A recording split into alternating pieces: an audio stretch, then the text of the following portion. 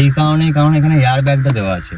তো এইটা খুব বিরক্তিকর ব্যাপার। কোথায় বিরক্তিকর ব্যাপার, সময়টা মোটামুটি তোমার 2-3 সেকেন্ড ডিলে করে দেয়, যেটা আমার মনে হয় একটা বড় প্রবলেমটা আমার পার্সোনালি মনে হয় এত লাখ টাকার একটা গাড়ি খরচা করার পর সে প্রবলেমটা। টাটা নেক্সন খুব হেভি গাড়ি, যে কারণে এ একটু তেল অন্যান্য গাড়িগুলোর থেকে বেশি খায়।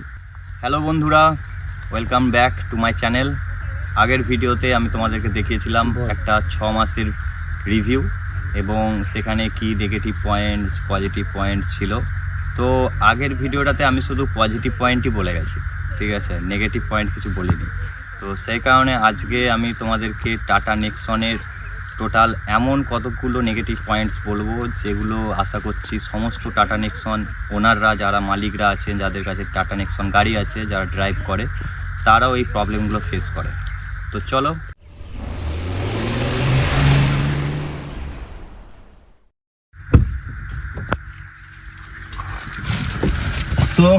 চলো আমরা গাড়িতে চলে এসেছি। এবার তোমাদেরকে ফার্স্ট প্রবলেম যেটা আমি ফেস করি, ঠিক আছে, যেটা হচ্ছে এই বিমটা, এই লোহাটা, এই যে সাপোর্টটা আছে, এটা কি হয় না, যখন একটা ভালো রকম টার্নিং থাকে, ঠিক আছে, এইভাবে টার্নিংটা নিচ্ছি, আমি দেখতে পাই না যে ডান দিকে কে আছে না আছে, ঠিক আছে, হয় এইভাবে দেখতে হয়, না হলে এইভাবে দেখতে হয়, ঠিক আছে। এবার ব্যাপারটা হচ্ছে কি, এটা মোটা আছে এই কারণ এখানে এয়ার ব্যাগটা দেওয়া আছে। এখানে এয়ার ব্যাগটা দেওয়া না থাকলে হয়তো এর ডিজাইনটা একটু সরু করা যেত মারুতি সুজুকির মতো। কিন্তু যেহেতু এখানে এয়ার ব্যাগটা দেওয়া আছে, যে কারণে এর ডিজাইনটা এত মোটা হয়েছে। তো এই একটা বড় প্রবলেম যেটা আমি রাস্তায় ফেস করি, বড় যখন একটু ভালো রকম টার্নিং থাকে, তো সেই টার্নিংগুলোতে আশা করছি এটা তোমাদেরও প্রবলেমটা ফেস হয়।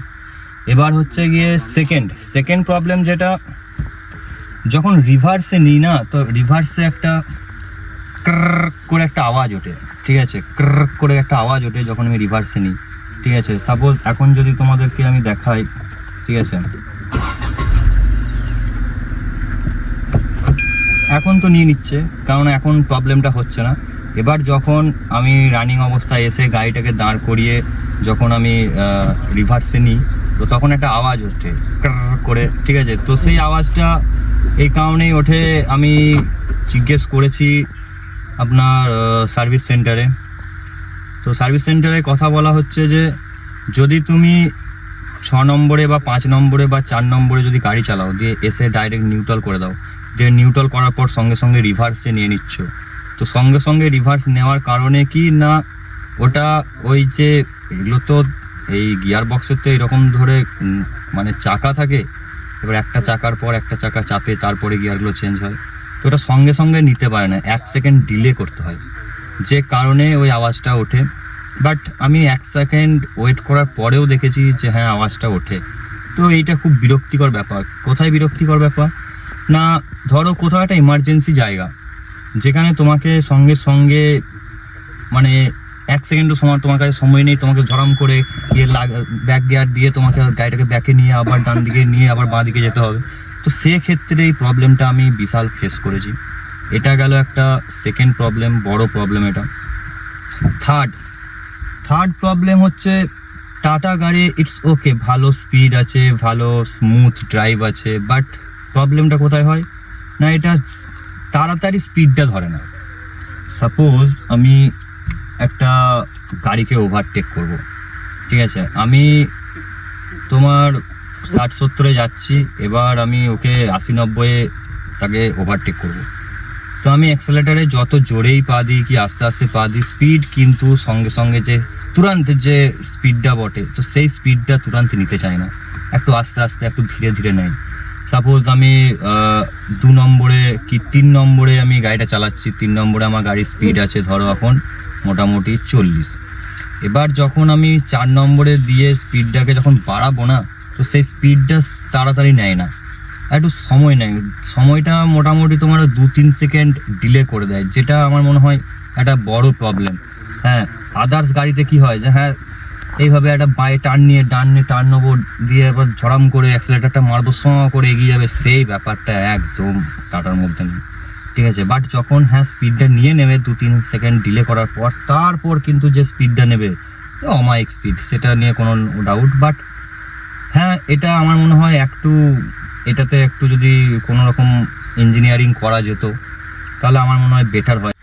এবার তোমাদেরকে নেক্সট যে প্রবলেমটা আমার পার্সোনালি মনে হয় এত লাখ টাকার একটা গাড়ি খরচা করার পর যে প্রবলেমটা, সামনে আসো আমি দেখাচ্ছি। সামনে এই দিকটা দেখো, এই যে গ্যাপটা দেখতে পাচ্ছ, এই গ্যাপ দিয়ে কিন্তু বৃষ্টির সময় কিন্তু জল ঢুকবে, ঠিক আছে? তো আমার মনে হয় যে একটা 13 লাখ 14 লাখ টাকা দিয়ে গাড়ি কেনার পর যদি দেখি যে এত গ্যাপ, এটা ফিটিংসের ঠিক নেই, তাহলে আমার একটু হলেও আমি হার্ট হয়েছি, যেটা বলা ঠিক আছে। কারণ এই জিনিসগুলো ছোট ছোট জিনিস, বাট ছোট ছোট জিনিস হলেও খুব নিখুঁত কাজ করা দরকার। যেটা আমরা অলরেডি জানি টাটাকে, যে হ্যাঁ টাটা এত বড় একটা কোম্পানি, শুধু লোহা দিয়ে দিলেই তো হবে না, যে লোহা দিয়ে দিলাম আর গাড়িটাকে মজবুত করে দিলাম না, একটু দেখো ব্যাপারগুলো, ঠিক আছে, গায়ে লাগে। এবার নেক্সট প্রবলেম যেটা সবাই বলে, মাইলেজ মাইলেজ মাইলেজ। হ্যাঁ দেখো, এটাতে 3টে মোড আছে, রাইট? তো এবার মাইলেজের ব্যাপারটা হচ্ছে, যদি তুমি হাই রোডে ওঠো, হাই রোডে যদি 70-80-র মধ্যে চালাও তো একটা ভালো মাইলেজ দেবে, ঠিক আছে। আর সিটির মধ্যে বা গ্রামের মধ্যে বা একটা ওয়ান ওয়ে রোডের মধ্যে চলছো, যেমন আমি তোমাদেরকে দেখাবো যাওয়ার সময় আমি যে রোডটাতে এসেছি, তো এইসব রোডে কিন্তু তোমার মাইলেজ পাবে না। এখানে একটু তেল বেশি খাবে, কেননা এদিক থেকে গাড়ি আসছে, এদিকে ছাগল আছে, এদিকে গরু আছে, মানে কুকুর আছে, তো সবাইকে বাঁচিয়ে আমাদেরকে যেতে হয়। প্লাস এটার আর একটা কারণ হচ্ছে যে টাটা নেক্সন খুব হেভি গাড়ি, ঠিক আছে, টাটা নেক্সন খুব হেভি গাড়ি, যে কারণে এ একটু তেল অন্যান্য গাড়িগুলোর থেকে বেশি খায়, কারণ এই গাড়িটা দেখতেই পাচ্ছ যে কতটা হেভি গাড়ি। তো এটাও একটা কারণ, ঠিক আছে। তো আর একটা প্রবলেম দেখাচ্ছি, দেখবে তো, যেটা আমার মনে হয় যে এটা একটা বড় প্রবলেম, যেটা হচ্ছে এই যে এই মালগুলো আছে না সিট বেল্টের, তো এই মালগুলো কি কখনো কখনো কি হয় না, যখন প্যাসেঞ্জাররা বসে, মানে কেউ যদি বসে, তো এগুলো লাগে, ঠিক আছে, তো এগুলো লাগে, এগুলো একটা বড় প্রবলেম যেটা আমি ফেস করেছি। ব্যাস, এর থেকে আর সেরকম কিছু প্রবলেম নেই। আমি বলবো যে হ্যাঁ দেখো, এই প্রবলেমগুলো নাজার আন্দাজ করা যেতেও পারে, বাট এই গিয়ারের যে ক্যার যে আওয়াজটা, এটা নাজার আন্দাজ করা যাবে না।